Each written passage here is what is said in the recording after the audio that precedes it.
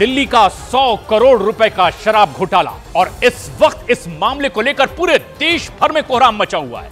आम आदमी पार्टी जहां अरविंद केजरीवाल को बेगुनाह बता रही है, तो वहीं बीजेपी केजरीवाल को भ्रष्टाचारियों का सरगना करार दे रही है।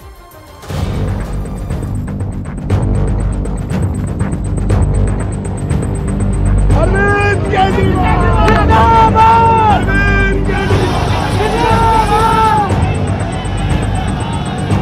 अरविंद केजरीवाल जिंदाबाद! केजरीवाल जिंदाबाद! मेरा जीवन देश के लिए समर्पित है, और चाहे अंदर हो या बाहर।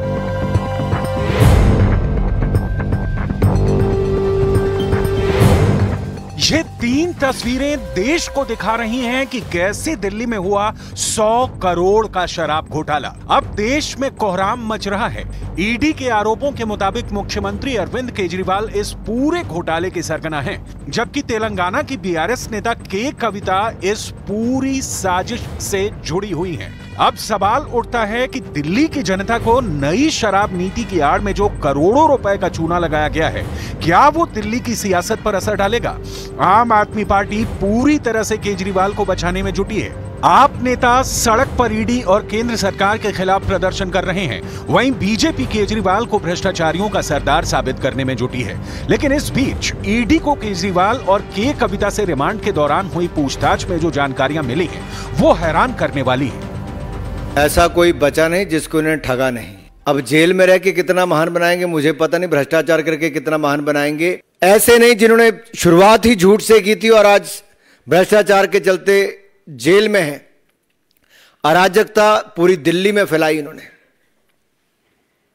आज वो कुछ भी बयान कर लें, सच्चाई से बच नहीं सकते। अरविंद केजरीवाल जी की गिरफ्तारी भारतीय जनता पार्टी की एक राजनीतिक साजिश है। ईडी का उपयोग करके एक विपक्षी दल के राष्ट्रीय नेता को गिरफ्तार करना, एक ऐसे केस में जिसमें 2 साल की इन्वेस्टिगेशन के बाद भी 1 रुपए की भी recovery of proceeds of crime नहीं हुई है।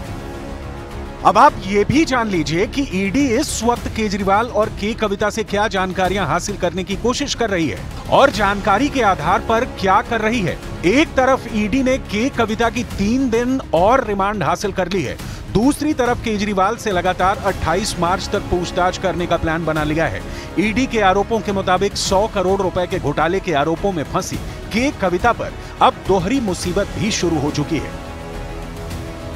प्रवर्तन निदेशालय ने कविता के रिश्तेदारों के 2 ठिकानों पर छापेमारी की है। ये छापेमारी हैदराबाद में की गई है। बीआरएस नेता के कविता पहले से ही ईडी की हिरासत में है, उनसे लगातार पूछताछ की जा रही है।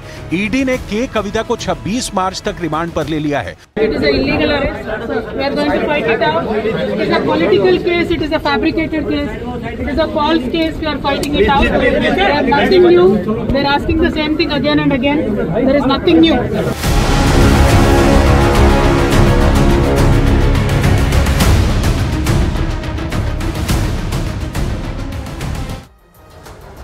और अब एक बेहद अहम तस्वीर उज्जैन से महाकाल मंदिर से आ रही है, जहां पर फूलों की होली खेली गई। भगवान महाकाल के दरबार में भस्म आरती के दौरान भक्त और भगवान फूलों की होली खेलते नजर आए। इस दौरान मंदिर में अद्भुत नजारा दिखाई दिया। जहां महाकाल की आरती हो रही थी, तो भक्तगण फूलों की बरसात बाबा महाकाल पर कर रहे थे और कुछ इस अंदाज में उज्जैन में महाकाल के दरबार में होली मनाई गई।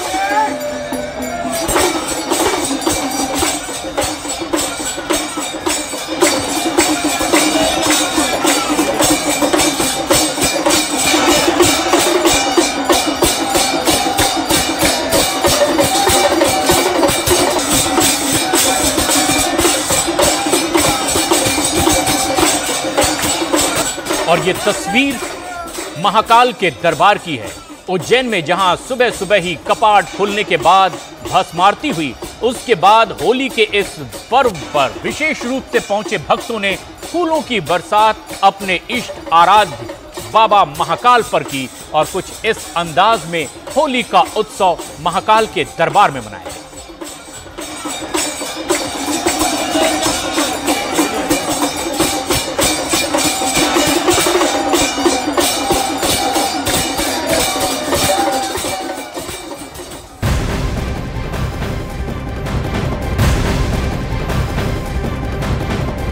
पूरे देश भर में होली के त्योहार की तैयारी, हर कोई अपनों से मिलने के लिए आतुर। और ऐसे मौके पर देश के रक्षा मंत्री राजनाथ सिंह दुनिया के सबसे ऊंचे युद्ध क्षेत्र में मौजूद होंगे। राजनाथ सिंह सियाचिन में सेना के जवानों के साथ होली मनाने के लिए पहुंचने वाले हैं। उन्होंने अपने कार्यक्रम की जानकारी खुद सोशल मीडिया प्लेटफॉर्म के जरिए दी और उन्होंने लिखा कि होली वो सियाचिन में मनाएंगे।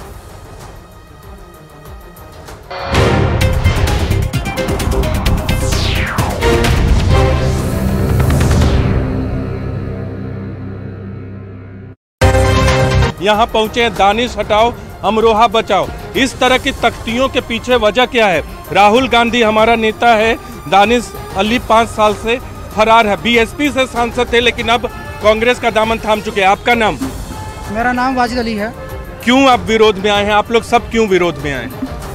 विरोध में इसलिए आए हैं कि सबसे पहले हम ये चाहते हैं कि हमारे अमरोहा लोकसभा में अभी तक जब से हमने होश संभाला है, बाहर का ही नेता प्रत्याशी बनता है, पब्लिक नेता आकर और वो जीतता है। हम अब ये चाहते हैं कि हमारे लोकल का ही अमरोहा लोकसभा का कोई भी धर्म का, किसी भी जात का, किसी भी बिरादरी का हो, हम लोकल का नेता ही चाहते हैं। लेकिन आप कह रहे हैं हमेशा से बाहर का नेता रहे, तो दानिश अली में ऐसा क्या कुछ हो गया कि आप यहाँ विरोध करने पहुँच गए?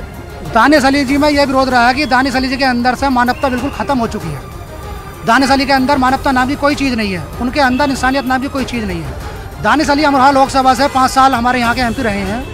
5 साल के अंदर पूरी लोकसभा में अगर वो 5 गांव भी घूमे हों, 5 गांव भी घूमे या 5 गांव के लोगों ने उनकी सूरत भी देखी हो तो बहुत बड़ी बात है सर। इंडी गठबंधन में आपसी घमासान खत्म नहीं हो रहा है और इसी से जुड़ी बड़ी खबर बिहार से आ रही है। बिहार में कांग्रेस और आरजेडी के बीच सीट बंटवारा अभी भी तनाव का विषय बना हुआ है। बिहार में अभी तक सीट शेयरिंग पर सहमति ही नहीं बन पा रही है। हालांकि अभी भी बातचीत लगातार जारी है।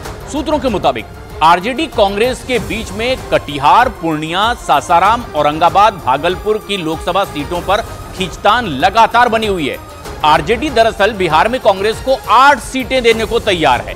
सूत्रों के मुताबिक कांग्रेस 9 सीट और मनमाफिक सीट मांग रही है और इसी को लेकर गतिरोध आरजेडी और कांग्रेस के भीतर बना हुआ है और इसीलिए अब तक सीट बंटवारा नहीं हो पा रहा है। और बिहार में इंडी गठबंधन अभी भी सीट शेयरिंग का फॉर्मूला तय नहीं कर पाई।